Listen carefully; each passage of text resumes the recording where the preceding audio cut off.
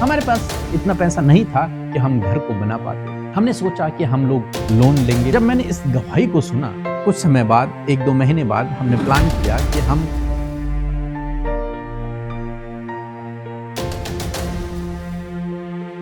एक समय की बात है जब हम इस घर को बनाने के लिए प्लान कर रहे थे।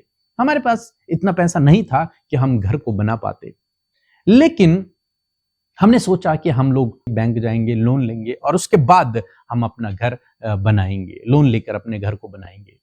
जब मैं इन विषय में सोच रहा था और मैं ये सोच रहा था कि कौन से बैंक में हम जाएंगे, कौन से बैंक से हम लोन लेंगे, क्या क्या पेपर चाहिए होंगे, गवाह कौन होगा, इन बातों के विषय में उन दिनों मैं सोच रहा था।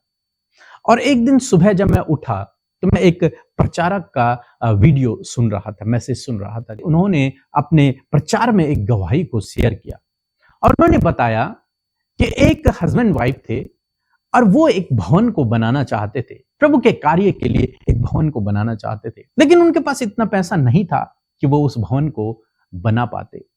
तो इसलिए उन्होंने ये डिसीजन लिया कि हम क्या करेंगे कि जब भी सेवा कार्य के लिए कोई हमें कुछ भी दान देगा, उसको हम सेव करेंगे और उससे हम मटेरियल खरीदते रहेंगे।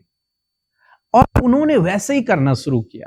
जब भी कोई उन्हें कुछ देता, वो लोग मार्केट जाते और उस पैसे से कुछ न कुछ सामान खरीद लेते।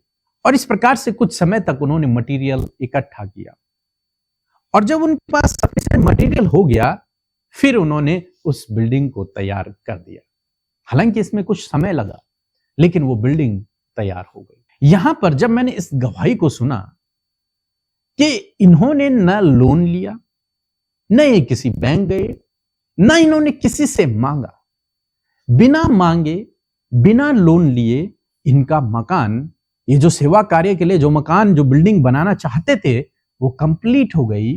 तो प्रभु, जब आप इनके लिए कर सकता है तो आप मेरे लिए भी कर सकते हैं। हम भी तेरे सेवा कार्य के लिए बनाना चाहते हैं, जहां से हम तेरे सेवा कार्यों को करें।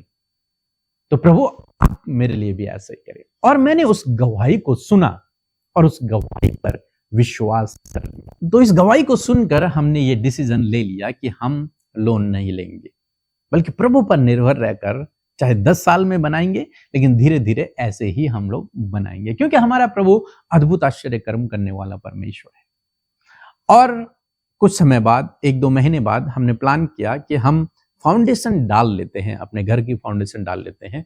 हम लोगों ने फाउंडेशन का काम शुरू करवाया और आपको विश्वास नहीं होगा कि जिस महीने हमने फाउंडेशन का काम शुरू करवाया, उसी महीने से प्रभु ने हमारी इनकम को दुगना कर दिया। जितना हम पहले कमाते थे, उसका दुगना हम कमाने लग गए।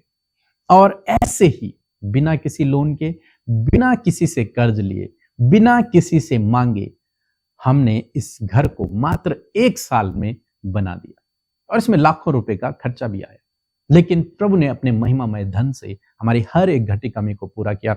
और इस गवाही पर जो हमने विश्वास किया था, प्रभु ने उस विश्वास के अनुसार हमारे लिए काम किया। और धीरे धीरे 1 साल में पूरा घर बनकर तैयार हो गया। और आज यहां से प्रभु का कार्य पूरी दुनिया में हो रहा है। दोस्तों, इसीलिए मैं आपसे कह रहा हूं कि परमेश्वर के द्वारा किए गए कार्यों पर विश्वास करें। जिन गवाहियों को आप सुनते हैं, जो कार्य प्रभु ने लोगों के जीवनों में किए हैं, उन गवाहियों पर विश्वास करें। उन गवाहियों पर विश्वास करें कि प्रभु, जब आप उनके जीवन में कर सकते हैं, तो आप मेरे जीवन में भी कर सकते हैं। और निश्चय जब आप इस बात पर विश्वास करेंगे, प्रभु आपके लिए भी ऐसा ही करेगा।